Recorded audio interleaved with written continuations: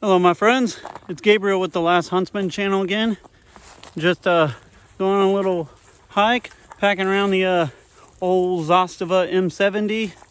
Got the nice little primary arms optic and RS regulate optic on there, or mount, I'm sorry. Rocking out my poor man chest rig. Been testing this out and actually I'm pretty impressed. It's just a Army FLC vest. In the Marines we called them the LBE vest, but they were basically the same thing.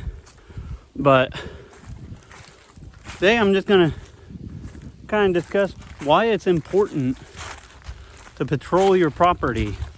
Especially if you own property, you should patrol your property, at least in my opinion, every week if you can, but definitely bi-weekly or monthly, just to kind of see what's going on.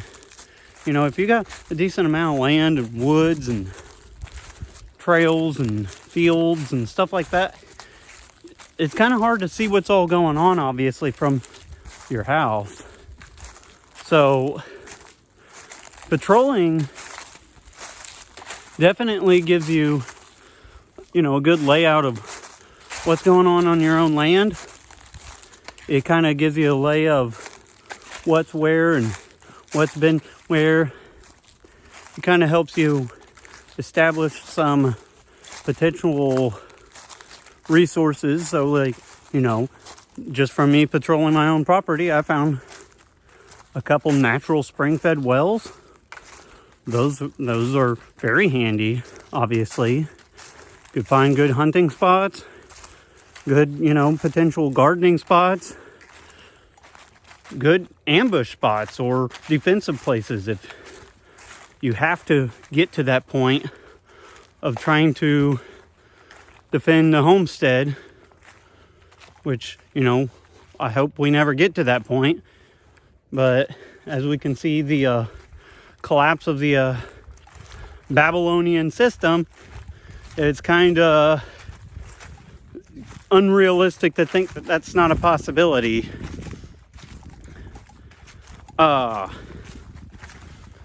Another good point, and I kind of brought it up first thing first, of going on patrols, is one, it allows you to test out your gear and know how it fits, what it fits like, and, you know, how your rifle's going to carry, how your vest is going to carry, and all that good stuff. Because really, the time to be trying to figure out if your gear's jacked up is not when you're getting shot at. Let's just say that. I'd rather try to, you know, pardon me, but I'd rather be trying to unfuck my gear now while I'm like dinking around out in the woods and figure out what's wrong with it now than, you know, in the middle of a firefight realize, hey, I got this one pouch that just sack taps me every third step or something. So, you know, using your gear and going on your patrols is pretty valuable. Now, obviously, not everybody lives out in the sticks like I do, and not everybody can just walk around in full kit and battle rattle and all that good shit. So, even if you're urban or suburban, first of all, I'm going to say get the hell out of the city if you can, especially if you are even slightly of a like-minded thought, like, I don't even know why you're in the city, and if it came down to it, I'd rather be in a camper with minimal gear in the rural area than have a high-rise condo with a crap ton of stuff and worrying about mobs of people. Because really, if I could pick one thing that's going to be important in preparedness, location is probably going to be the most important. You know, we could kind of go at nauseum talking about gear and knives and guns and tactical, you know, stuff and food preparedness and all that. But if you're in the wrong area, I think a lot of that's not going to mean much. You might even be more of a target. So location definitely is going to be key. Before I went on my little rant about if you're in the city, get the hell out of the city, what I was going to say is if you're urban or suburban,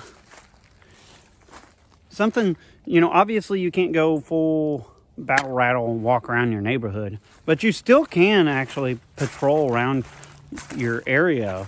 There's nothing that says you couldn't, obviously go with whatever you can. Go hop in your car and drive around the neighborhood and just take notes, mental and or physical notes on, hey, okay, water source here, hey, food plant here, hey, this place would be defensible if, me and my,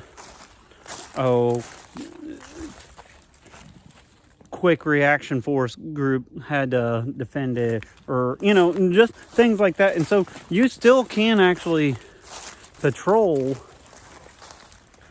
even urban and suburban. And even back when I lived in the towns and cities, what I would do is I would just go on walks or like a jog, because you could actually kind of get a lay of things better on foot than you can just driving around.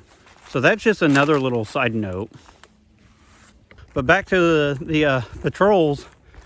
Another important reason for a patrol is knowing your own land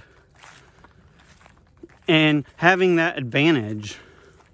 One of the main reasons in numerous war after war after war throughout, all history, that more often than not, the defenders has the advantage, just like in the revolution, just like in Afghanistan, honestly.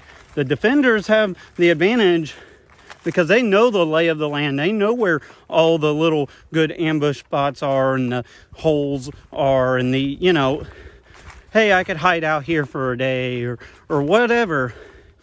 And there's a lot of people that I know, even personally, that has land that's out in the country and they've never even hiked their own property.